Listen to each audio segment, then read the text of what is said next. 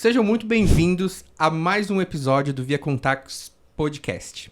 Por aqui nós falamos sobre empreendedorismo, a vida real do empresário brasileiro, como que funciona, né? Ali nos bastidores, aquela vida ali que ninguém vê, ninguém sabe como que é, mas aqui nós falamos sobre esse assunto. E hoje nós temos um convidado muito especial, meu amigo Junão, que, enfim, já conheço de longa data aí, tenho o prazer de partilhar um pouco da vivência pessoal e profissional dele há algum tempo. E eu queria pedir, Junão, para você... Primeiro eu queria te agradecer por ter vindo até aqui, por ter aceitado o convite. E queria que você se apresentasse aí pra galera. Quem que é o Junão, o que o Junão faz? Maravilha! Olá a todos vocês. Já aproveita e deixa aqui a sua curtida e compartilha esse vídeo com quem você sabe que empreende ou que gostaria de empreender também. Bom, eu sou o Junão, na verdade é José Aristocílio, mas quando eu falo isso, todo mundo se assusta, Eu não né? conheço o José, não sei quem é o José, eu conheço o Junão. Mas é engraçado que todo lugar que eu começo a frequentar, mesmo que eu me apresente como José Júnior, todo mundo, por conta do tamanho, acaba falando, é o Junão, né? E assim vai. Então, eu sou o Junão, tenho, enquanto a gente grava esse vídeo aqui, 44 anos, sou casado há 20 e tenho 3 filhas. Lorena, de 18, Maria Flor, de 7 e Tereza Clara, de 3 anos. Atualmente, nós temos alguns negócios pela internet, já trabalhamos com negócios físicos há mais de 10 anos, quer dizer, há mais de 10 anos, não, durante mais de 10 anos, e a gente tem algumas coisas aí no forno também para poder sair. Olha aí, hoje talvez é um bom dia aí pra gente ver se descobre aí o que tá no forno aí, que tá pra vir, porque tudo que vem aqui do Junão e da família dele é sempre muito, muito bom, tá? E para começar o nosso papo aqui, Junão, nossa conversa, tem um dado muito interessante que, em média, 90% das empresas brasileiras, elas são familiares, ou ela tem algum perfil familiar, que é o assunto que nós vamos abordar hoje, né? Empreendendo em família. Como que é empreender em família? Quais são os desafios, o ônus, o bônus? E a gente vai discorrer sobre esse assunto hoje. E a gente tem esse dado muito relevante, que é 90% das empresas brasileiras são familiares ou têm algum vínculo familiar ali. Como que você vê esse dado? Você já tinha ideia dessa aqui, que tantas empresas tinham de fato assim esse vínculo familiar? Então, é até interessante porque quando você me enviou o tema, eu fui pesquisar na internet, né? E parece que foi algo de tão relevância que saiu isso em vários sites, né? Falando justamente sobre este dado. Eu não imaginava que era dessa maneira, mesmo porque tem algumas empresas que eu trabalhei e que não podia trabalhar familiar. Você, né, pessoa física, lá o funcionário que bate o cartão, que, né, hoje não é mais bater cartão, né, hoje é colocar o dedo, não pode ter um familiar lá dentro. E aí quando eu vi essa estatística, eu falei, nossa, que coisa de maluco isso, né? Mas é engraçado que essas mesmas empresas que colocavam essa política, quando você ia ver o quadro societário, os fundadores eram marido, mulher, irmãos, alguma coisa nessa linha. Então, justamente por isso, né? Porque se o negócio tá dando certo, você tem que incentivar, né? Talvez não funcione com funcionário, Sim. Né? Então, cada empresa tem a sua forma de gestão, né? Mas eu acredito que para você gerir a empresa quando você está em família, a gente lá em casa, nós gostamos. Então, assim, para nós é até difícil, porque assim, eu sou muito sonhador e realizador também. E é bom quando eu acredito que isso é até um dom dado por Deus. Então, eu vejo uma oportunidade de negócio, às vezes eu nem abro aquele negócio, nem me enfio naquilo ali, mas eu vejo oportunidade, né? E às vezes a gente dá até uma consultoria gratuita, né? Quando eu vejo uma oportunidade de negócio, vejo o que alguém poderia fazer. E se você for olhar os pequenos negócios, a maioria é feita por família. Isso está muito claro, que é onde está o consumidor final. Se você visita uma lanchonete, uma pizzaria, seja ela de pequeno, médio ou grande porte, nós conseguimos identificar muito claramente que ali tem a família envolvida. Agora, as empresas grandes também serem não somente fundadas, mas administradas pelas famílias, para mim foi algo assim meio chocante. Porque você não imagina isso. E quando nós olhamos para a história do Brasil, querendo ou não, teve a família como base. Né? Quando você vê lá Dom João vindo para o Brasil, ou fugindo para o Brasil. Né? Exatamente. E dali você vê que os comércios, por exemplo, quando você vai lá para Ouro Preto, e você lembra lá de Ouro Preto no começo lá, né? Porque hoje se chama Ouro Preto, mas antigamente tinha outro nome. E aquelas pessoas ali, os comércios que surgiram ali, todas as pessoas se enriqueceram por conta dos minérios, etc. E quem que fez isso? As próprias famílias. E dali foi surgindo os exemplos para nós chegarmos nesse patamar. Então, eu acredito que nós nem deveríamos assustar tanto, porque realmente é assim. Porque é normal nós ouvirmos, hoje em dia, as famílias dos nossos pais, a geração baby boomer, né, que é acima da gente, eles estão acostumados a fazerem... Eles querem que os filhos façam faculdade, depois preste um concurso público para ter estabilidade, mas o sonho deles qual que é? Trabalhar, se aposentar para ter um negócio próprio. A maioria das pessoas falam isso, né? Até meio é um contrassenso, né? É contraditório completamente. Porque se você chega para você é filho de baby boomer, né? Quem são os baby boomers? São aqueles que nasceram pós Segunda Guerra Mundial. Então você pega essas pessoas e você fala, pai, eu não quero fazer uma faculdade, ou vou fazer uma faculdade para eu garantir um emprego, mas não é.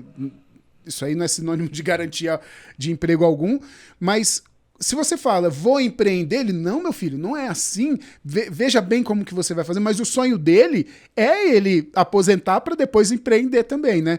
Então é contraditório essa relação dentro de casa. E por que eu tô falando isso?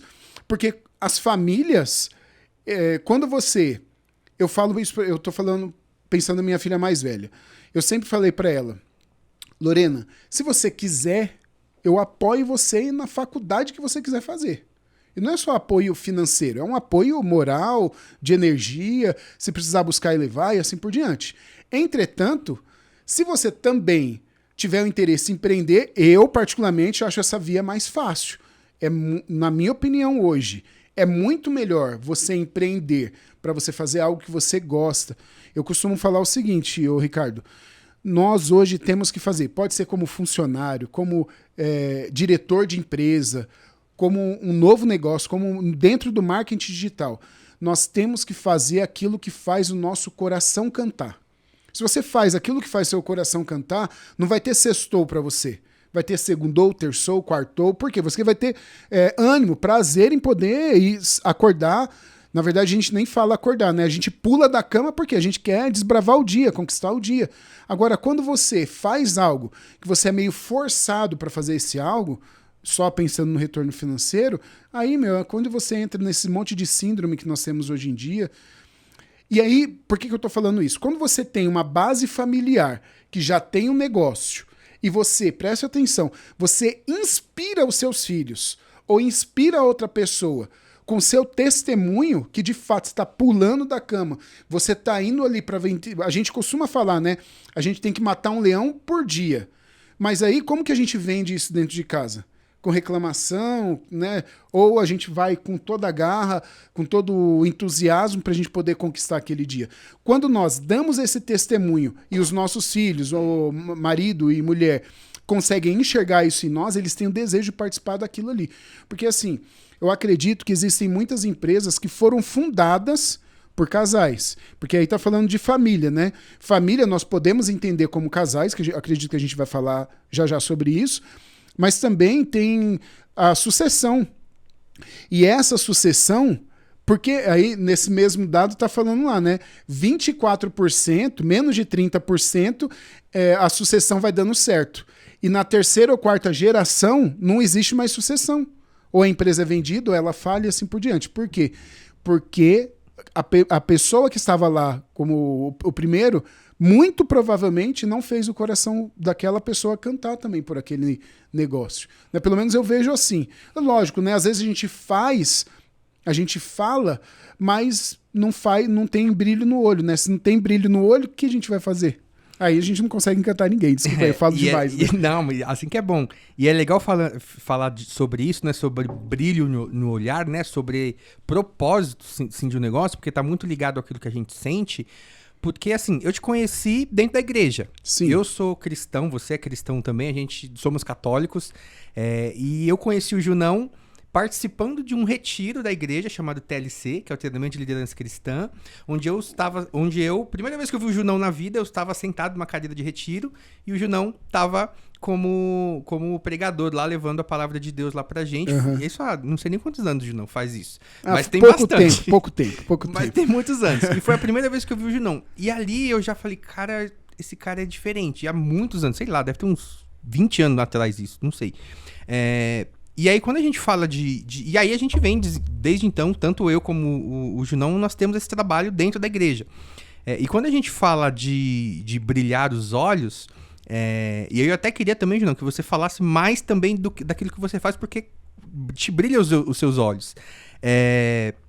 E aí a gente fala sobre essa relação religiosa, e é empreender também num meio religioso, né, católico, cristão, é muito difícil no Brasil. Sim. E é muito difícil no Brasil porque tem muito preconceito nesse sentido. Mas você tá ganhando dinheiro em cima de Jesus. Em cima de Jesus. E é muito difícil isso. Mas aí quando você fala dessa questão do brilhar dos olhos, e aí quando a gente fala, cara, nós somos católicos, todo domingo, acho que na missa a gente se encontra lá, né? A gente frequenta a mesma paróquia. Só que eu vejo que o Junão tem muita coisa. Ele me ensinou muita coisa durante todos esses anos. Aí ele nem sabe, mas sempre tá ensinando bastante coisa. E o empreendedorismo é num nicho onde tem essa peculiaridade ali, né? Nossa, você tá ganhando dinheiro dessa forma. Você já parou para pensar isso? Já sofreu com isso também? Lógico, porque assim, é engraçado, né? Quando nós casamos em janeiro. Em abril soubemos que estávamos grávidos, da Lorena. Em junho nós fomos viver... Isso há 18 anos. Há 20 anos. 20 anos. Em junho nós descobrimos que estávamos grávidos. Ou melhor, em abril. Em junho, nós fomos viver em comunidade. O que é viver em comunidade? Nós entregamos toda a nossa vida, toda a nossa profissão. Antes, eu sempre trabalhei com benefícios, com Vale Transporte. Vale Transporte, Vale Refeição. Trabalhei na mudança do papel para o cartão, de tudo isso. Para você ter uma ideia de como Deus é bom e age na nossa vida, quando eu comecei a viver em comunidade, eu ainda trabalhava na empresa. A empresa, ela me pagou quase 8 ou 9 meses para eu ficar em casa e não ir para outro concorrente. Nossa Senhora. Por que eu tô falando isso? Porque meu pai sempre falou para mim, você tá falando a verdade, você não tá mentindo, porque eu nunca vi isso. Na época, meu pai tava tô quase me aposentando, eu nunca vi isso. Como que alguém recebe para ficar em casa? Aí eu falava para ele brincando, pai, você precisa ser bom o suficiente para te pagarem, para você não... para eles terem medo de te perder pro concorrente. Aí ele falava, você se acha demais, mas eu falava isso brincando com ele, né? E por que eu tô falando isso? Porque quando você tem na minha opinião, uma fé para você ter essa base, isso daí faz você ter o brilho no olho, faz você querer acordar para desbravar o mundo em todos os sentidos, não somente no campo religioso, mas também no campo profissional, mesmo que, como nessa época, eu era um funcionário. Então, você tem algo bom dentro de você, e não é só a igreja que fala isso, vários filósofos também, vários filósofos dizem isso. Quando você tem esse algo que queima, que arde dentro de você, você vai, em todas as áreas da sua vida, conseguir transcender os problemas, os desafios, e vai conseguir mostrar isso para as pessoas, mesmo sem interesse, né? Porque você é aquilo que você é. Qual era a pergunta mesmo? Quem sabe faz ao vivo, né? O papo, quando tá bom, é exatamente assim. Mas, não, eu tinha te perguntado... tem muita relação com isso que você falou, faz total sentido. E eu tinha perguntado sobre a questão do empreender no meio religioso. Ah, sim, porque verdade. nós somos católicos, todo domingo a gente... Por que eu tô contando toda essa história, né? Entendi, voltou. Todo domingo a gente tá lá na missa, no final da missa a gente bate aquele papinho lá, vejo as filhas dele, cara. As filhas dele são as coisas mais lindas do mundo. E aí eu te perguntei sobre isso, sobre... Se você teve em algum momento algum conflito sobre empreender no meio religioso. Certo. Assim, sabe? Então, aí, continuando a história, agora eu lembrei por quê. Nós fomos viver em comunidade, e viver em comunidade você vive de doação e você tem que se reinventar diariamente. E aí nós tínhamos lá uma lojinha de artigos religiosos, estampávamos camiseta e as pessoas compravam para poder ajudar a comunidade. Quando a comunidade acabou, eu não consegui fazer isso mais. Por quê? Antigamente eu poderia fazer porque eu estava vivendo para a missão, agora eu não posso fazer para manter a minha família. Tanto é que logo que acabou a comunidade, lá em 2010, eu voltei para o mercado de trabalho e fiquei um pouco tempo ainda. Abri uma empresa no segmento do Vale Transporte, a empresa deu certo para os outros sócios, para mim nem tanto, eu optei também por sair e fazer outros negócios, né? Aí foi quando eu comecei a trabalhar com a Rose de fato. Quando a gente trabalha no meio religioso, principalmente com os católicos, eles têm o costume, nós temos o costume de julgar muito a ação do outro, infelizmente. E aí quando você julga, não é isso aí, não estou falando dentro da igreja, estou falando julgar porque está querendo ganhar dinheiro em cima. O que eu penso eu não posso nem falar aqui ao vivo. Mas eu não, traduzindo o que eu gostaria de falar para algo um pouco mais com classe, eu não estou nem aí para o que os outros pensam. Por quê? Em primeiro lugar, o meu propósito não é o dinheiro, é um meio somente. Eu quero ajudar as pessoas. Se eu acredito, por exemplo, que eu vou encontrar o Ricardo lá num retiro qualquer, hoje, né? E se eu tivesse essa loja de artigos religiosos, tá? É uma situação aqui hipotética. Eu acredito que o terço que eu vou vender, o livro que eu vou vender e etc., vai te ajudar. Sim. Então, o meu objetivo aqui é a ajuda. E aí eu vou ser recompensado por isso, não tem nada de errado. É diferente se eu compro, vamos supor, ou se eu fabrico um terço a 30 centavos e queira te vender a R$30. Isso daí é errado, né? Mas é errado da minha parte, eu que tenho que resolver com Deus. Você não sabe disso, você não deveria estar me julgando. Você entendeu? Sim. Então, assim, o julgamento sempre acontece, mas esse julgamento às vezes nem sempre é real. Né? Então você pega, por exemplo, isso antigamente. Vou falar de atualmente. Eu vou lançar um livro agora. O livro já está escrito, aí você tem vários gastos no livro. O livro é para o público religioso. E dentro do público religioso, aí você vai fazer o quê? Eu tenho minha mãe para cuidar, tenho minha família para cuidar, eu vou lançar de graça e poder doar o livro? Não estão nesse nível ainda, né? Quem sabe um dia. Mas eu preciso colocar um valor ali para ele poder se pagar aqueles custos que além da tiragem você precisa pagar, né? Que tem transporte, etc. Quem vai diagramar, e etc. Então eu preciso colocar um certo lucro ali para eu poder, não pensando, vou enriquecer vendendo esse livro aqui.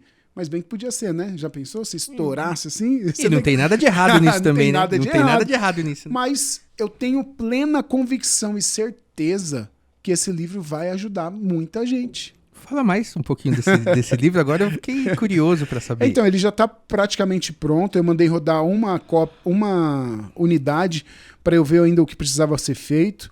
Aí resolvi fazer algumas modificações. E agora, com a graça de Deus, agora em novembro, no máximo em dezembro, vamos colocar aí, no máximo janeiro, ele já está aí todas as tiragens para a gente poder... Boa, e avisa a gente aqui pra gente poder divulgar também, porque com certeza vai chegar a muitas pessoas aí. Com certeza, e não vai servir, Ricardo, somente, eu acredito que ele vai ajudar todas as pessoas, não somente católicos, não somente jovens, não somente casais, todas as pessoas. É um livro pequeno, é o primeiro, né? Vai ajudar muitas pessoas a identificar o que é verdadeiro e o que é falso de amor na nossa vida. Muito bacana, muito bacana. Cara, eu vou fazer questão de divulgar esse livro e de falar dele das pessoas. Eu durante muito tempo da minha vida, eu não tive o hábito da leitura, assim. Eu sempre aprendi muito mais através de vídeo, de ouvindo alguma coisa, de escutar um podcast ou de escutar um audiobook também. Mas o hábito da leitura é algo que eu venho com o tempo me aperfeiçoando, assim. E gosto de ler também livros de pessoas próximas. No episódio passado, a Carol veio aqui, a Carol Cardoso, que lançou um livro também. Ela veio aqui recentemente também, o livro dela é sensacional e eu tenho certeza que o seu livro também vai ser um sucesso. Eu vou fazer questão de falar dele para as pessoas aí. Amém. É o hábito da leitura, só deixa eu fazer um parênteses aqui, Rica. Pode chamar de Rica aqui? Não? Claro, Ricardo. É assim que você me chama lá na igreja. O hábito da leitura, ela transforma as gerações. Sim. A gente está acostumado a falar que transforma as vidas. Ela transforma uma geração inteira. Sabe por quê? Porque se eu deixo um pouco a câmera tá pegando a televisão, né? Se eu deixo algum instante lá em casa de assistir uma televisão e os meus filhos, a minha esposa, as pessoas que moram comigo, vê eu lendo o livro, eles olham para mim. E não é aquilo que eu falo que vai transformar, como eu já falei aqui. É aquilo que eles veem eu fazendo. E se eles venham ler um livro, da mesma maneira que lá na nossa empresa, as pessoas não estão lá dentro do nosso escritório para saber o que nós estamos fazendo. Mas tem muitas pessoas que gostam de mostrar a vida através do espelho, da vitrine das redes sociais. Então, por que não postar, ao invés de postar somente quando está lá no bar, quando está na praia, postar também uma leitura, um livro que fez, um resumo do livro que leu e assim por diante. Se nós brasileiros tivéssemos o hábito de ler, com certeza a política não estaria do jeito que está, a economia não estaria do jeito que está, e nada estaria do jeito que está, porque a leitura transforma. E não é a leitura, eu não estou falando aqui a leitura somente leitura de livros de autoajuda, que também vem muito ajuda naquele momento. Mas quando as pessoas leem os clássicos, quando as pessoas vão lá, para ela ler o clássico, primeiro que ela não vai conseguir ler de uma forma qualquer. Ela vai precisar ler com o dicionário do lado. Ela lendo com o dicionário do lado dela, ela vai aumentar também o seu linguajar, as palavras vão ter uma amplitude maior, inclusive do tipo de pensamento que aquele autor tinha. E eu acredito que até o momento que se lê um livro clássico assim, não pode ser tipo assim, tô saindo do trabalho agora e já vou pegar aqui porque você tá com a cabeça cheia de outras informações, né? Também. Tem um ambiente, talvez um horário que acho que a compreensão muda bastante também nisso. Com certeza, porque assim, ó, hoje em dia as pessoas... O que eles chamam de analfabeto funcional? É aquela pessoa que não sabe ler, escrever, mas sabe copiar e assim por, né, algo assim. Hoje em dia, você juntou as sílabas e aí você acha que isso é leitura. Você pega um livro lá, começa a ler as palavras que estão escritas ali, isso não é leitura. Para ter uma leitura, a consequência dela é o entendimento daquilo. E dependendo do humor, do ânimo, do estado que eu estou lendo, não vou conseguir ter um entendimento de tudo aquilo que eu estou lendo. Por isso que é muito importante nós encontrarmos o nosso... Não tem uma receita mágica, né? Eu vou fazer a leitura de manhã porque é melhor. Para você talvez seja melhor, para mim me dá mais sono. Sim, sim. Mas você precisa encontrar aquele momento que vai fazer com que aquilo ali crie um significado. Tem um significante ali que vai fazer você compreender a obra, né? Todo mundo agora vai sair daqui e comprar o livro lá do Camões para poder ler, né? Seria bem bacana, seria show. Mas você pode começar com algo mais... talvez a gente tem que começar com a leitura, Rica, com algo que tem a ver com a nossa vida. Estou falando isso porque, trazendo para a nossa realidade aqui, nós trabalhamos durante 10 anos com atendimento ao cliente. As pessoas iam almoçar. É até estranho a gente ouvir falar, ainda mais que hoje eu estou mais gordo que tudo, mas a gente vendia shake para as pessoas tomarem na hora do almoço. Eles deixavam de almoçar lá a comida mesmo, de comer, para tomar shake. E a gente atendia muita gente, né, nos nossos espaços. E aí eu li um livro, eu também era assim, eu não gostava muito de ler, e eu li um livro chamado Atendimento Show. Esse livro, Atendimento Show, mudou a minha perspectiva. E como você bem falou, quando nós vemos com uma base da igreja, nós já temos esse dom de servir, de atender bem o cliente. É meio que normal isso, porque a gente aprende isso dentro da igreja. Quando eu li esse livro Atendimento Show, o negócio mudou a minha forma de você ver. Tanto é que hoje eu ainda dou algumas palestras em algumas empresas só sobre atendimento. Esses dias eu fui numa empresa, num fast food, né, no Drive, e eu pensei, nossa, como eu queria pegar aqui uma empresa como essa aqui para eu poder fazer dar um curso, um treinamento para todos os atendentes. Tá certo, né? Eu ia estourar né, como palestrante, mas, eu queria fazer isso. Não só porque eu gosto desse bendito desse fast food, mas porque, eles precisam aprender a atender. Aí nós estamos falando aqui de leitura, falamos de educação. O que isso tem a ver com empreendedorismo? Tem tudo a ver. Tem tudo a ver, porque se a gente não tem uma base e uma educação, se a gente vai só para a escola, a gente acha que está aprendendo algo, se a gente não tem uma leitura para a gente poder aprofundar naquilo que nós deveríamos aprender lá, ou então para a gente ampliar a nossa perspectiva de vida, a gente vai ter um cabresto na nossa frente. E dependendo do público que está ouvindo a gente, nem sabe o que é cabresto mais, né? Então, o cabresto é aquilo que coloca no cavalo para você puxar e ele conseguir olhar somente na onde você está direcionando. E, infelizmente, hoje, a maioria da população tá com cabresto. Por quê? Porque está sendo direcionada pela televisão ou pela sua bolha, independente de qual seja, é a sua bolha. Então, quando nós falamos de educação, quando nós falamos de leitura, quando nós falamos de ir atrás do conhecimento, você também tem funcionários no futuro que são completamente diferenciados, para a gente utilizar uma palavra muito simples, diferenciados. Inclusive, quando nós precisamos ter funcionários, hoje em dia está muito difícil encontrar um funcionário. Um funcionário que, se você lida então com o cliente, com o público final, é difícil você encontrar alguém para atender o público final, é difícil você ter uma indústria, você pegar uma pessoa comprometida para estar lá no chão da fábrica, que seja para manusear alguma máquina. Por quê? Porque as pessoas, infelizmente, hoje não têm educação, não têm hábito da leitura e são completamente conduzidas por vários tipos de ideologias dentro da bolha que ele pode sair que ele não quer. Independente da bolha, né? Independente da bolha. Qualquer coisa. Por isso que eu não citei aqui, mas independente da bolha. Nós precisamos sempre estar por fora. É aquela questão de despertar, né? A gente está desperto para as coisas, né? E você está ligado em tudo que está acontecendo ao nosso redor, né? Dentro das nossas casas, o que está acontecendo com os nossos filhos, nossa esposa, nossos pais, nossos amigos mais próximos. E a gente, estando desperto para aquilo que está acontecendo, eu acho que a gente já consegue vislumbrar e visualizar muita coisa, né? Do que de fato é a verdade, né? Sim, e tem outra coisa também, ô Rica. Não é querendo puxar a sardinha para uma pessoa espiritualizada e religiosa, porque Deus fala com todas as pessoas. Você que está ouvindo a gente, Deus fala com você.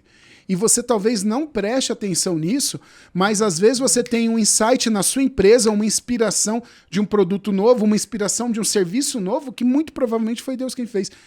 Rica, quantas vezes Rose e eu não paramos, sentamos falando, meu, acho que isso aqui seria um negócio bacana. Eureka, lembra que Eureka? Eureka. Isso aqui vai. E a gente, será que vai? Tem boas ideias, não coloca em prática. Daqui a pouco chega um post, daqui a pouco chega alguém comentando, você viu aquilo? A gente olha um pro outro e fala, não vamos nem falar que a gente teve essa ideia, porque senão a gente vai ser tirado de besta aqui, né?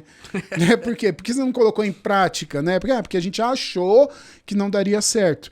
Mas a capacidade que nós temos de inovar dentro dos nossos negócios, ela vem da nossa educação, da cultura que nós estamos sendo não só inseridos, mas que nós procuramos, e também da nossa parte espiritual, na minha opinião. Acredito muito nisso.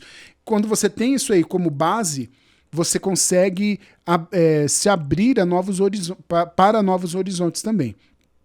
E aí, não fugindo do nosso tema, né, mais ainda, quando você tem esses conceitos e procura viver essas virtudes em família, você consegue identificar que o seu negócio não é um negócio somente familiar, mas é um propósito.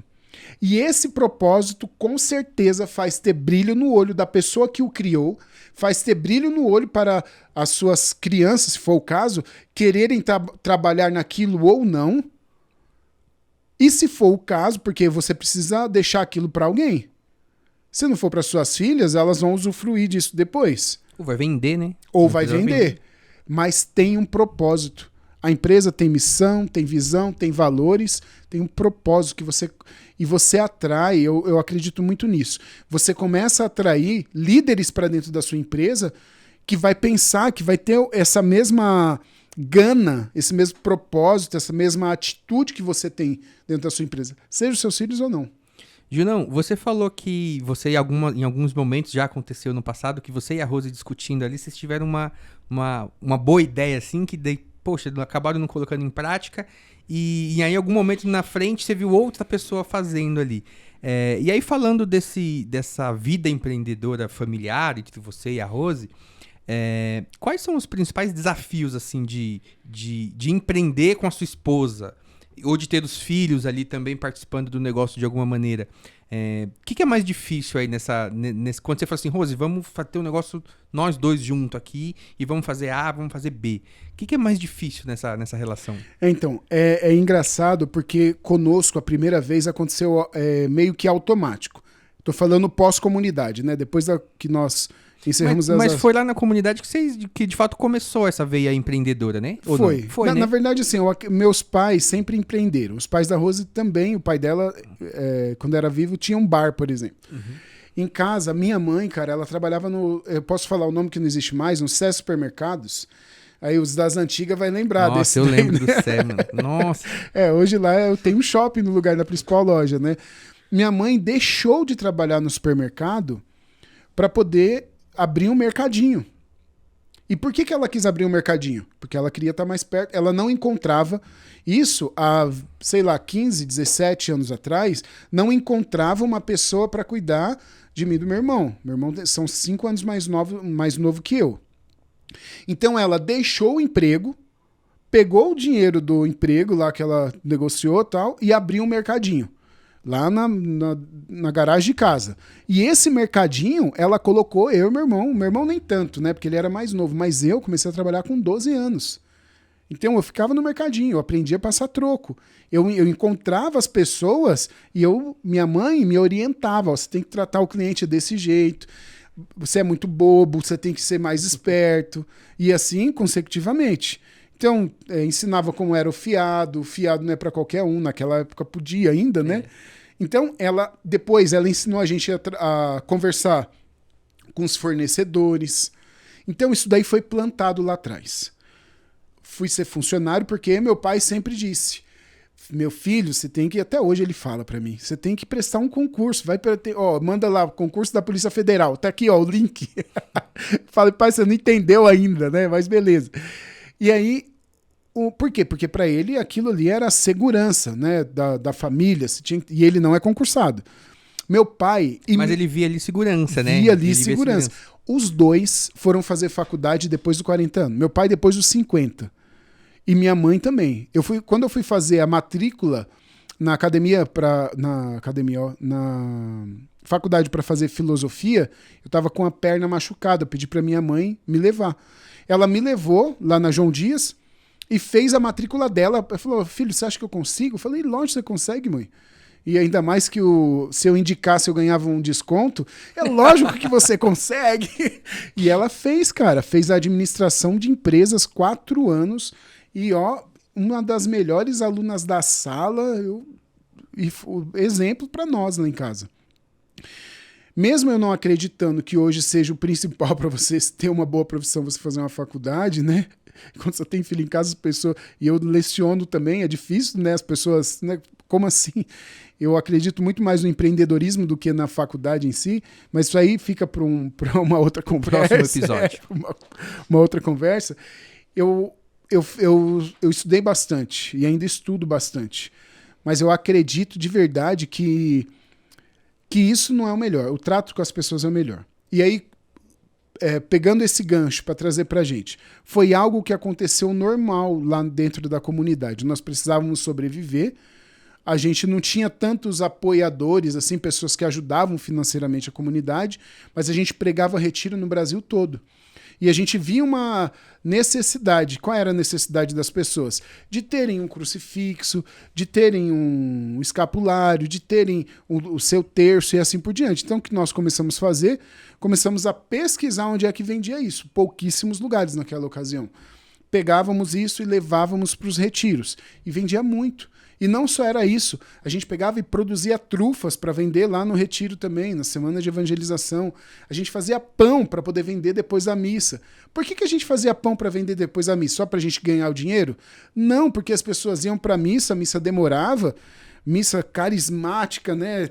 Semana de Cerco de Jericó, a missa demorava, as pessoas queriam comer alguma coisa de ceia, diríamos assim, né?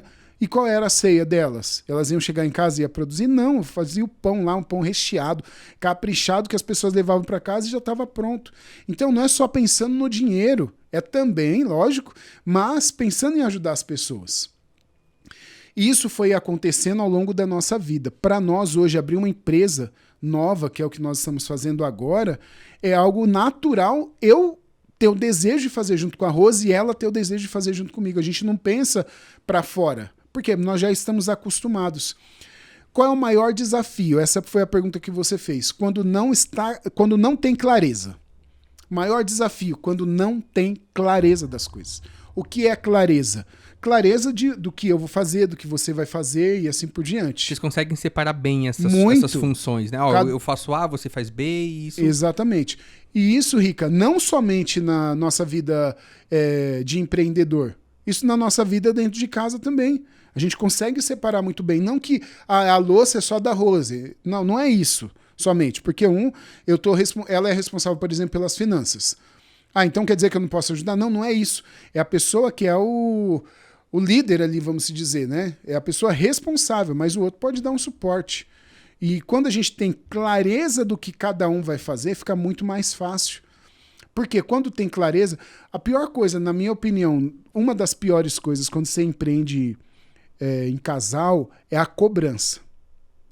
Porque nem todo mundo tem o mesmo temperamento, né?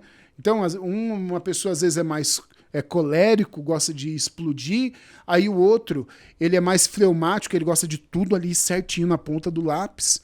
E aí quando você pega essa realidade, o fleumático, por exemplo, ele pode querer cobrar o outro colérico, ou cobrar o pessoa, né, o cônjuge ali, que tem um outro temperamento. E como que você faz com isso? Pode ofender e assim por diante. Então, você tem que fazer a sua parte e sempre... A gente ouvir falar na linguagem do amor não é somente dentro da igreja, não é somente dentro de casa com os filhos. A linguagem do amor em todos os lugares. Então você é besta, você deixa ser enganado. Não, quem disse que o amor é para ser besta e ser enganado? Então o trato, como eu falo, com a minha esposa, ou com a minha filha, ou com outro funcionário de fora, ou com outro sócio, porque na maioria das vezes é assim, né? Dependendo do nível de amizade que você tem com um sócio de fora, e quando você já tem outro sócio que não é familiar, você ou fica com medo pisando em ovos, ou se você já tem uma amizade muito grande, você vai com toda a grosseria do mundo para cobrar, etc. Dentro de casa, a gente tem que ter, dentro de casa, assim, né? Quando você vai empreender com alguém dentro de casa, você precisa, não somente fora, mas dentro também, você precisa ser ponderado, você precisa ter prudência. E é legal você falando dessa questão da separação das atribuições de cada um. Isso quando você falou, sabe o que me remeteu? Ao meu primeiro ano de faculdade, isso foi em 2006, faculdade de administração de empresas, foi a primeira faculdade que eu fiz. E uma das primeiras coisas que eu aprendi lá na faculdade de administração de empresas foi, primeiro eu aprendi sobre Henry Ford, né? O Ford T, que era tudo igual a linha de produção. E depois sobre FAIOL, que nos trazia a questão da departamentalização. Uhum. E aí o quão isso já era importante para uma empresa desde muito tempo atrás, a questão da departamentalização. Então tem o departamento financeiro, departamento contábil, departamento comercial, departamento fiscal, departamento legal, de experiência do cliente. E aí eu percebi que, de fato, vocês têm isso, né? Dentro da casa de vocês, essa departamentalização, né? Dentro da casa e todos os negócios que nós já tivemos e que nós temos hoje. Então, por exemplo, tem lá o canal no YouTube. Eu tenho algumas responsabilidades dentro do canal e a Rose tem outras responsabilidades. Então, a gente consegue dividir isso muito bem sem precisar colocar no papel e falar, essa parte é sua, essa parte é minha, o que você pode fazer? É lógico, né? No começo de um novo negócio, isso é muito importante, senão todo mundo quer fazer todas as coisas e acaba ninguém não fazendo nada, né? Então, você dividir em departamentos, você faz, você coloca foco. Nós falamos de clareza. Quando eu não tenho clareza, eu não sei o que eu vou fazer. E aí fica mais fácil a gente cobrar tudo, todo mundo faz tudo e ninguém faz nada.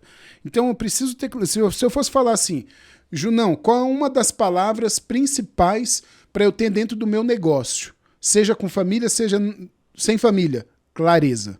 Depois, foco. São as duas palavras. Onde a gente coloca o foco, aquele negócio se expande. Então, se eu tenho foco no bom atendimento, eu vou dar foco, vou me aprimorar. Lembra lá da leitura? Eu vou ler para isso daqui, para eu me melhorar e melhorar, consequentemente, o meu departamento, as pessoas que estão sob a minha responsabilidade e assim por diante. E o que é foco? O foco é quando a gente dá atenção para uma coisa. Por exemplo, você já deve ter falado, e o pessoal que está ouvindo a gente já deve ter falado assim, eu gostaria de... tô pensando em trocar de carro. Qual carro você quer comprar? Quero comprar o carro X. O que acontece automaticamente na nossa vida? A gente começa a ver esse carro em todos os lugares. É verdade. Não é? Por quê? É verdade. Porque nós damos foco. Você deu foco, aquilo ali começa parece que abrir assim uma lacuna que não existia antes. E aí você deu foco naquilo. Se eu tenho departamentos diferentes dentro da minha empresa e eu dou foco para aquilo, independente se é família ou não, eu dou foco naquilo, aquilo ali vai crescer, vai prosperar de uma forma muito melhor. Muito bacana. E em relação a gente falou aqui agora sobre os principais desafios, né? Poxa, qual o desafio que a gente tem sobre empreender em família, com a sua esposa, com o seu cônjuge ali? Mas isso também tem muitos benefícios, né? Tem muita coisa boa aí nessa relação profissional dentro de casa ali com a pessoa que você escolheu ali para compartilhar a sua vida, né? Se você tivesse que listar ali ou falar sobre esses benefícios, né? Que talvez benefícios que você não teria se você, por exemplo, tivesse encontrado um sócio, enfim, qualquer outro sócio fora de casa. Mas que, cara, você só consegue isso se você... pelo fato de você ter escolhido a sua esposa como sua sócia, por exemplo. Que benefícios que tem nessa relação? Em primeiro lugar, existe uma cumplicidade muito grande. A confiança, ela é 100%. Existe 100% de confiança. Confiança financeira também, mas não é somente isso. É confiança de gerir o negócio, é confiança de fazer com que aquilo ali dê certo, é confiança no propósito. Então, a confiança, eu acredito que é o principal benefício de você trabalhar em família, né, com a esposa.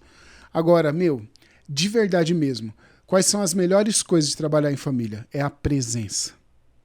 Eu gosto de estar... Tem muitos casais hoje que, infelizmente, é igual sol e lua. Quando um chega, o outro sai. E quando o outro chega, né, o outro sai. Às vezes até busca, né? Cara, eu vou pro trabalho, eu vou pro escritório, eu quero ir pro escritório pra ficar longe dessa criatura aqui, né? E acontece bastante acontece isso, né? muito, a grande maioria das pessoas, infelizmente. Não somente em relação ao casal, mas em relação aos filhos também, cara. Eu tive muitos, mas assim, Ricardo, uma quantidade que é surpreendente de pessoas que nas férias... Pensa o seguinte, eles iam almoçar com a gente todo dia, ou tomar o café da manhã. Eles chegavam lá e falavam, não aguento mais as férias. Por quê? Porque, infelizmente, os filhos estão em casa. E quando a gente está dentro de casa, quando a gente trabalha em casal, você vê que a presença ali pra gente é muito importante. Rica, hoje em dia, as pessoas estão acostumadas a terceirizar tudo. O que é terceirizar tudo? Quem precisa educar meus filhos? A escola. Nós fazemos as coisas por conta dos nossos filhos, a grande maioria das vezes. Nós queremos o melhor para eles. Então a gente procura uma escola boa. Mesmo você que tem o filho na escola pública, você vai ouvir daquela escola pública ser a melhor. A não ser que você fale, eu estudei aqui, meu pai estudou aqui, eu vou colocar ele aqui também. Eu conheço a diretora, é algo bom. Quando não, você vai colocar numa escola particular, porque você quer o algo bom. Mas o que é o algo bom para o filho? O algo bom para o filho, principalmente nos primeiros anos da vida dele, é a presença dos pais. Então, por isso que eu estou falando, quando a gente trabalha junto, você vê a família toda envolvida naquele propósito, porque é um propósito que vai te dar uma rentabilidade boa ou não, porque toda empresa passa pelos seus altos e baixos, mas que vai estar junto, vai criar um senso de unidade, essa cumplicidade que eu disse de um para com o outro. O brilho nos olhos vai vir daí, da dificuldade e da alegria. Então, quando você tá junto, pra gente é tudo de bom. A gente não tem assim, eu preciso sair. Pra gente é bom. Se eu, por exemplo, vou pro futebol, jogar bola, de verdade, eu gostaria de fazer um gol e comemorar com elas lá assistindo. É que eu não vou fazer isso com elas, né? Fazer elas ficarem lá na noite para ver eu fazendo um gol, às vezes nem acontece. Mas você tá entendendo? Por quê? Porque eles geram um desejo de estar junto. E para as pessoas isso é difícil entender, é difícil ouvir. Mas você, quando experimenta, e você tem clareza, você tem foco, você trata as pessoas e age com amor, as coisas vão acontecendo. E até para os filhos também, né? Quando os filhos veem os pais fazendo isso, com esse brilho no olhar, Sim. que você falou algumas vezes, e é muito isso mesmo. Empreender é exatamente isso, cara. Você tem que ter o brilho no olhar. Aquele negócio tem que te motivar de um negócio de uma forma diferente ali. Você tem que, cara, se motivar de fato com aquilo que tem um propósito específico e que isso esteja muito claro. E quando os nossos filhos nos enxergam fazendo isso, eles não vão querer fazer outra coisa da vida. Exatamente. Pode ser talvez uma coisa totalmente diferente Exato. daquilo que a gente faça, mas eles vão, naquilo que eles escolherem pra fazer, eles vão fazer aquilo com bastante paixão, com bastante brilho nos olhos. E que vai fazer dar certo. Porque tem brilho nos olhos. Exatamente. Porque tem um brilho nos olhos. Quando você tem o brilho no olho, você faz o negócio dar certo. Aí você fala, e o que é fazer dar certo? É você ser multimilionário? Talvez não. Talvez o fazer dar certo é você conseguir viver aquele momento ali, aquela experiência, com primazia. E às vezes isso é o fazer dar certo. E a consequência disso é a parte financeira. E você vê os seus filhos olhando para aquilo ali, com certeza os seus filhos vão honrar os pais ali pro resto da vida, né? Não tem como. Isso traz honra, também, né, pra família. Também, né? Com Isso certeza. traz honra pra família. E é o mais importante, né? Porque você quer deixar um legado pros seus filhos, né? Você quer chegar no final da vida, você olhar, poxa, meus filhos estão criados, eu consegui transpor pros meus filhos aqueles valores que eu gostaria. Minha missão aqui na Terra tá cumprida. Basicamente isso. Né? A maioria das vezes, Rico, o problema é que a gente pensa só na parte financeira pros filhos. A educação. A gente quer que eles façam faculdade. Por que a gente quer que eles façam faculdade? Para eles conseguirem um bom emprego. E por que a gente quer um bom emprego? Para eles fazerem a mesma coisa com os filhos deles, os nossos netos, e assim consecutivamente. Mas quando você tem o brilho no olho e você faz aquilo que faz o seu coração cantar, você vai evitar a ponte de safena, você vai evitar as dores de cabeça, você vai evitar a depressão. Significa que não pode ter? Lógico que pode, mas você vai evitar todas essas doenças aí do mal do século. Por quê? Porque você vai viver bem. Cara, como é gostoso você acordar na segunda-feira e falar segundou. Meu, segunda-feira de manhã a minha energia tá lá em cima e sexta tá lá em cima do mesmo jeito. Às vezes eu tô até na sexta mais acabado, porque é 100% de energia. Como faz para manter isso? Aí seria uma outra conversa, porque aí vai entrar a espiritualidade, aí vai entrar você fazer o que você gosta, com quem você gosta. Meu, tem um monte de gente que é engraçado, né? Tem um monte de gente que critica você trabalhar em família, ter um negócio em família, mas ele trabalha a vida toda lá com uma pessoa que ele odeia, que ele não gosta. Então é melhor você trabalhar com a sua esposa, poxa. Não é? Então você vai estar ali com alguém que decidiu ficar junto com você para a vida toda. Por que essa pessoa não é a mais confiável? É lógico. Você tem que saber o que eu sei fazer e o que a Rose sabe fazer. A gente une os dois. Se complementam, Se né? complementam. Essa é a melhor palavra. Eles se complementam. Ela não fica lá somente, eu sou dona da empresa. Não. Ela faz a parte dela, eu faço a minha parte. Existe um complemento aí. E se os dois sabem fazer muito bem a mesma coisa, aí a gente tem que ir se melhorando em outras áreas também. Né? Mas é legal, falando dos filhos, que a Lorena... Teve uma época que a gente estava abrindo tantas unidades, Rica, que a gente começava a procurar casa para alugar ou sala comercial, e a gente ia para qualquer lugar, a Lorena, aluga-se papai, aluga-se papai, aluga-se papai. E a gente falava, será que aqui dá um bom ponto? Aí ela falava, sim, tem um prédio ali, e ela tinha o quê? Sei lá, 8, 9 anos. Tem um prédio aqui, deve ter muitas pessoas, começa a ter o feeling pro negócio. Né? E a Lorena é a mais velha. É a mais velha. A do meio ali é a Maria Flor, certo? É a Maria Flor. Quantos anos a Maria Flor tem hoje? 7. 7 anos. Como que ela já vê? Ela já cara. fala alguma coisa em relação a isso? Eu posso falar várias coisas referente a ela. Ela pega lá bolacha. A Maria Flor tem 7 anos hoje. Ela pega a bolacha e ela fala, papai, eu acho que eu já sei o que eu vou fazer. Pega um pacote de bolacha, coloca em vários copinhos, eu vou lá pro portão para vender. Se eu vender a R$2 cada um, dá para mim comprar quantos pacotes de bolacha, cara, depois para mim vender mais? Isso é incrível. A Maria Flor faz isso direto. Isso é incrível. A Maria Flor, ela já teve ideias de negócios assim. Já quis vender Não, mas a gente doa as roupas que não servem mais. Mas por que a gente vai doar, sendo que a gente pode vender para me pegar o dinheiro e comprar uma nova? Aí você tem que catequizar também, né? Lembra que eu falei da terceirização? A gente tem a prática de terceirizar tudo, educação, quem que dá catequese para seu filho? A catequista, não, poxa. Quem dá catequese para minha filha é a minha filha. Tanto é que ela fez catequese, fez a primeira comunhão com 6 anos. Normalmente os pais colocam para fazer a primeira comunhão com 7. Aí são 2 anos, vai fazer a primeira comunhão, sei lá, com 9, 10 anos. A gente não, eu catequizei elas em casa, eu e a Rose, e catequizo, né, em casa, e a Maria Flor fez a catequese com 6 anos de idade. A gente encontra alguns problemas aí, porque às vezes você vai, o padre não quer dar, não, mas já fez mesmo com essa idade. É verdade. Né? E a Maria Flor, ela é muito, muito ligeira. Então, quando os filhos vêm nos pais, voltando lá à sua primeira pergunta, do lado, a primeira não, a última, do lado positivo. Quais são os benefícios? Você consegue, Rica, exalar virtudes para os seus filhos. O melhor que nós podemos fazer pelos nossos filhos é que eles sejam pessoas virtuosas. Eles, os nossos filhos, tornando-se pessoas virtuosas, elas vão alcançar o mundo todo, o que eles quiserem fazer. Vai ser médico, não é comparando com os outros, mas vai ser um bom médico. Ela quer ser um contador, vai ser o melhor contador. Não é melhor que os outros, é melhor para ela. O problema é a gente quer comparar, né? Eu lembro que meu pai falava pra gente, vocês deixam o portão, o Fábio e o Rodrigo não deixam o portão aberto. Minha mãe ficava possessa com isso, porque eu não gostava de comparação. Não é o fato de comparar com o outro, é comparar com você mesmo. Você pode ser melhor a cada dia. Maria Flor já vendeu isso. Ela pega, a gente vai trocar de cama, aí se a cama dá para vender, se dá para, né? Ela fala, papai, anuncia aí, fala que eu que tô vendendo, que é sua filha. Ela tem o nicho, mas a Maria Flor também é muito dócil. Então, por exemplo, a gente precisou ensinar. Hoje a roupa, por exemplo, ela não quer vender mais. Ela separa para doação.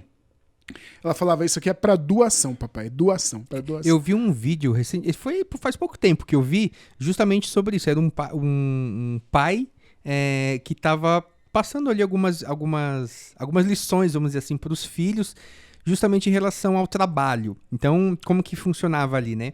O pai tinha determinado ali algumas tarefas para o filho, então assim, tinha que lavar a louça, aí tinha que arrumar o quarto, tinha que lavar o banheiro, tinha algumas tarefas domésticas ali, né? E cada tarefa doméstica, ele dava, tipo assim, uma contribuição. 80 centavos para lavar a louça, 50 centavos pro banheiro. E aí tinha os valores ali, né? E aí tinha os descontos, dia que fez atrasado, que não fez. Uhum. Tinha a casa funcionava dessa forma, com o filho. Aí chegava o final do mês, o pai fazia a conta lá, ó, tanto, deu isso, foi isso, tal. Então você tem aqui 20 reais aqui que eu vou te dar por você ter feito isso, parabéns, tal.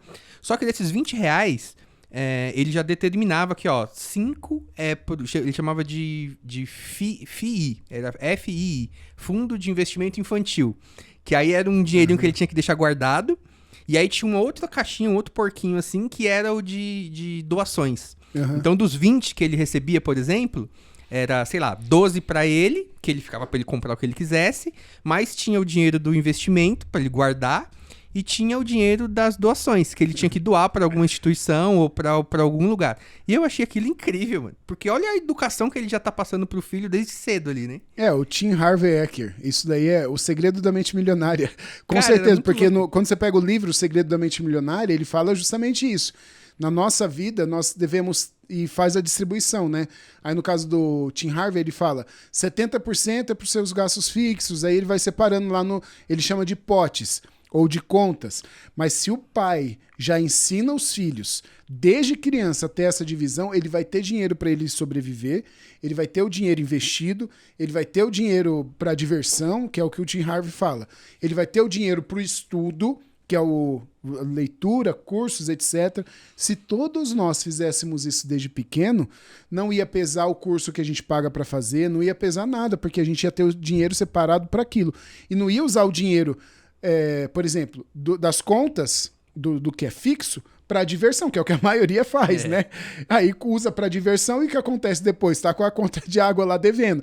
Então, Quando você tem a separação real da sua vida financeira, aí flui, porque se você tem dinheiro para diversão, você vai fazer. E se o filho já está impregnado nele, isso desde pequeno, essa divisão, ele vai crescer com uma saúde financeira muito grande. E quem é que estava ensinando no vídeo que você viu? O pai. Quando você tem a presença, por isso que eu disse, qual é o maior benefício? É a presença. Eu prefiro que as minhas filhas estejam aprendendo comigo do que com a professora. Tem que aprender com a professora? Tem também. Mas eu quero ser o ponto de referência dela. Não somente da língua portuguesa, que eu nem sei tanto, mas eu quero ser aquele que vai ensinar as virtudes, eu quero ser aquele que vai ensinar como sair de algumas frustrações. A maioria das pessoas não querem essa responsabilidade. E tem infelizmente, é um dado muito triste, né? Mas muitos jovens hoje, crianças até assim, crescem sem pai, né? E aí você não tem uma referência masculina. Quem que é a referência masculina de um jovem que cresce sem pai, né? E aí por isso aí a gente aqui é outro assunto também que talvez é para uma outra oportunidade, mas a estrutura familiar assim, né? Poxa, quantas mães solteiras que criam seus filhos sozinhos, ou quantos pais solteiros e existem bastantes. Pais que eu tenho na minha família mesmo, pais que a mãe sumiu e o pai que cria a filha sozinha. E onde que tá a figura materna ali, né? Então, infelizmente é um dado também triste, né, do nosso país. É um dado triste, mas se nós fazemos isso sozinho, se você tem alguém que você conhece que faz isso sozinho, você precisa identificar uma figura masculina ou uma figura feminina para aquela criança. Uma figura masculina na vida do menino ou da menina vai dar para ela segurança. Quem é se ele não tem o pai, se nem conheceu o pai? Pode ser o irmão da mãe, mas tem que estar sempre perto, né? Porque a gente sabe também que de vários absurdos que podem acontecer. Pode ser o avô, pode ser o padre, pode ser o pastor, desde que tenha acompanhamento da mãe, nesse caso. E quem vai ser a figura feminina? Pode ser a avó, pode ser a mãe do pai, né? Pode ser a avó materna também, pode ser a irmã, o tio, etc. Mas sempre, em todas as circunstâncias, tem que ter o acompanhamento ou do pai ou da mãe para que casos infelizes não aconteçam, diríamos assim. Judão, a gente falou aqui bastante sobre empreender ali entre marido e mulher. Cara, e quando briga? Porque, cara, quantos anos de casados? 20 anos. Vai fazer agora em janeiro. 20 anos de casado. 20 anos que já teve bastante briga. Eu sou casado.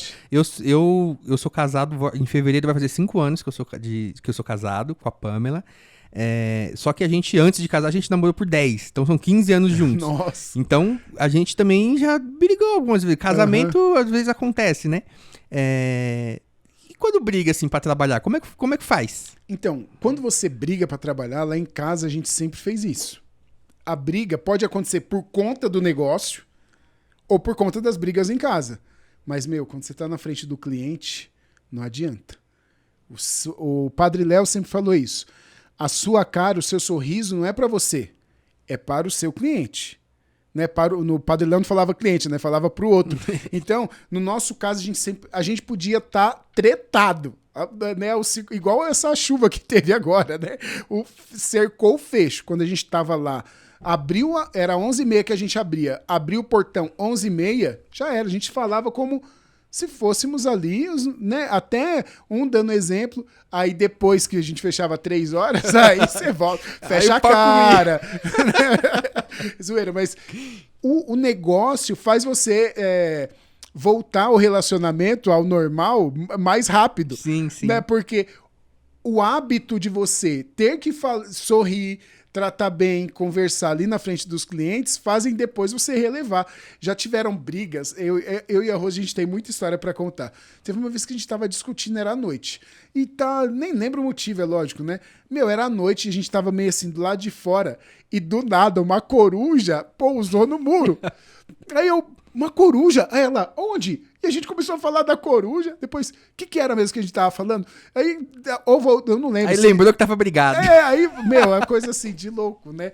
Mas quando você faz as coisas todas juntas, eu gosto demais disso. Eu gosto. Então, por exemplo, eu nem penso em fazer um outro negócio que a Rose não esteja perto, sabe? Eu gosto, e ela também gosta. A gente está pensando agora, para a gente abrir um novo negócio, a gente identificou uma oportunidade de ajudar muitas pessoas. E não somente de ajudar muitas pessoas, mas a gente vai ser retribuído por isso. E a gente está desenhando todo o escopo da empresa juntos, para que dessa maneira a gente consiga todas as áreas. Então, quem que vai cuidar do marketing? Mas eu vou falar para ela também que eu estou pensando em fazer isso. Quem vai cuidar da metodologia? Você entendeu? Então, a gente consegue... E aí, por exemplo, quando a gente está fazendo um novo negócio, tem briga? É lógico. Porque eu penso de um jeito, ela pensa, não, mas isso aí não vai dar certo, mas a gente tem que chegar num denominador comum. Agora, na prática, é muito mais fácil quando você trabalha junto, porque quando você briga no casal, cada um tem a sua empresa, você normalmente se vê muito pouco. E aí você se vendo muito pouco, você vai ter pouco tempo para poder reatar os laços ali. E no nosso caso, você tem meio que obrigado, né? Mas sempre deu certo. Já aconteceu da gente fechou lá a loja e a gente voltar, cada um foi pro seu lado, fechou a cara, é lógico que já. Né? Não adianta fazer demagogia aqui. Mas é muito mais fácil você lidar com essa pessoa do que com uma pessoa de fora, sem sombra de dúvida. Junão, cara, que episódio incrível que a gente fez aqui agora. O tempo voou, como sempre, né? Cara, eu acho que eu tenho que começar a aumentar esses tempos de episódio aqui. Todo episódio, cara, o papo tá muito bom, assim, muito bom. E aí, infelizmente, já bate a hora aqui que a gente tem que terminar. Tô começando até, Thiago, 1 hora tá pouco, viu, cara? A gente tem que fazer um tempinho a mais. Mas, Junão, queria te agradecer por ter vindo aqui, por ter aceitado o convite. Cara, eu tenho a alegria, assim, de te conhecer já há muitos anos e de hoje fazer parte ali da mesma paróquia, de frequentar ali a mesma igreja. Isso é uma alegria muito grande, da gente também já ter feito alguns trabalhos lá dentro da igreja juntos. Muitos até, né? Bastante coisa. Bastante. E muitos ainda virão. Com certeza, com a graça de Deus. Mas, cara, obrigado por ter vindo, por ter partilhado um pouco aí da sua vida. Você precisa voltar aqui com a Rose agora. Vamos marcar. Pra gente poder continuar essa conversa aqui com a Rose aqui também, com as meninas também, com a Lorena, com a Maria Flor. E obrigado, cara. Obrigado mesmo por ter vindo. E como que o pessoal de casa te acha aí na internet? O que a galera precisa fazer pra te encontrar aí na internet? Rica, eu que agradeço. Quando eu vi que você tava postando lá, né, começou a fazer, falei, eu quero ouvir, porque, eu sou seu fã também. Eu talvez nunca tenha te falado isso, mas além de te admirar bastante pelo seu jeito, porque você mesmo, eu nunca vi você bravo, nunca vi você com raiva. Como você consegue? Então, eu te admiro pelo seu jeito, pela sua história dentro da empresa. Eu acho muito legal. Eu amo ver histórias de sucesso dentro do empreendedorismo. E vai ser um prazer a gente voltar aqui com a Rose. A risada com certeza é garantida. Com certeza. E para me achar no Instagram, eu sou o Junão. Pode colocar aí, eu sou o Junão. E se você quiser conhecer lá o nosso trabalho no YouTube, é Capela Virtual Junão. É J-U, não. Fica muito fácil. Ali do Instagram mesmo, você já consegue achar todas as outras meios para nos contatar. Inclusive, se quiser, pode fazer um jabá? Com certeza. Se quiser uma palestra aí sobre atendimento ao cliente para sua empresa, pode entrar em contato que a gente vai lá e vai fazer. Todo mundo lá. Você sabe qual é a diferença entre uma pessoa que usa calcinha apertada e uma pessoa que usa calcinha normal? Então, eu vou ter o prazer de falar isso aí para você lá na empresa, para todos os funcionários. Agora, as vendas vão triplicar só por causa dessa informação aí. Junão, muito obrigado. Mais uma vez, cara, as portas estão sempre abertas aqui pra ti. E pra você que esteve aí nos ouvindo, nos assistindo aqui neste episódio incrível, muito obrigado por ter ficado conosco aqui até agora. Assistam várias vezes, compartilhem aí com as pessoas, com seus amigos. Curte aqui, comenta aqui embaixo o que vocês acharam, o que foi legal, o que foi o ponto de mudança aí, uma informação importante que você escutou aqui nessa conversa de hoje. E eu te espero no próximo episódio do Via Contactos Podcast. Até a próxima.